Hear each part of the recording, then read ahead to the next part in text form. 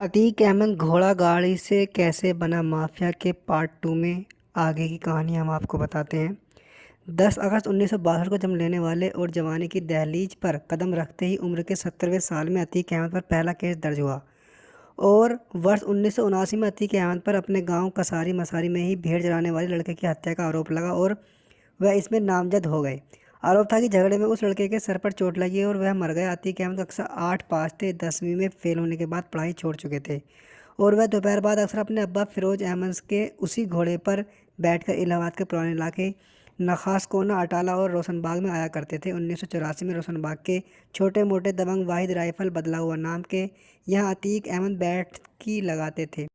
कभी कभी होटल से चाय भी लाते थे। वाहिद राइफल के लिए पान लाते थे। चूंकि अतीक अहमद बेहतरीन घुड़सवारी और पहलवानी करते थे इसलिए कम लोगों को पता हुआ कि उन्हें लोग पहलवान के नाम से जानते थे। सफ़ेद घोड़े पर बैठकर सफ़ेद कुर्ता सफ़ेद तहमद और सफ़ेद साफा बांधे लंबी मूछों वाले अतीक अहमद रोशनबाग अटाला और नखास कोहना पर पहचाने जाने लगे। उस समय इलाहाबाद में भूककल महाराज का एक छत्र राजा था। उनके पिता पंडित जगत नारायण करविया की कौसाम्बी उस समय कौसाम्बी इलाहाबाद का हिस्सा था में धाक थी।